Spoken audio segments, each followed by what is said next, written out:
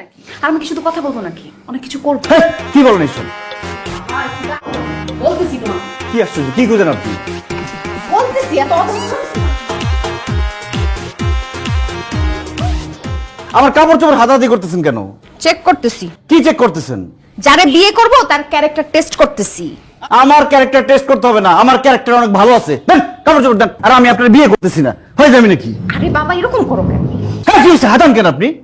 আরে দেখতেছি পকেটে সিগারেট গাঞ্জা কোনো কিছু আছে কিনা। তুমি নেশা পানি কোনো কিছু করো কিনা সেটা আমার দেখতে হবে না। আর আমি যারে বিয়ে করব তার ভার্জিন হইতে হবে। পকেটে কন্ডম হ্যাঁ কি কি করেন আপনি সব? আপনার কি লজ্জা শরম নাই?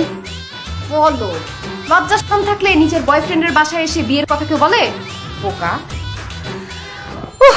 যাই হোক, সবকিছু চেক টেক করা শেষ, সবকিছু ডান। জুতা খুইলা পিটামু। আমি কি করছি? আমার পিটাবা আর তোমারে না, তোমার পোলাটারে। কেন? কি করছে? ওরে পিটাবা আবার? বুঝতে পারতেছো না কি করছে? নিশ্চয়ই বাইরে কোনো টাকা গোপন করে আসছে, এই জন্যই তো আজকে এই যন্ত্রণাটা আমাদের বাসায় আসছে। তুমি হবা আমার জামাই। আমাদের প্রাইভেট কথা শেষ, আসো। এই আব্বা মা, তোমরা কথা বলো নাই তো? আরে ব্যথা পাইছে না পাইছে সেটা পরের ব্যাপার। এই আপনাদের বললাম না আপনাদের ছেলের সাথে আমার পার্সোনাল কথা আছে।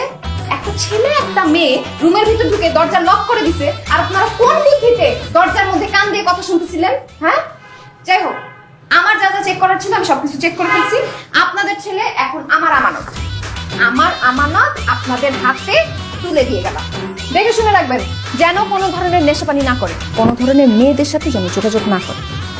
আর আমি আমার ফ্যামিলির সাথে কথাবার্তা বলে বিয়ের দিন তারিখ ঠিক করে আপনাদের জানাই দিই।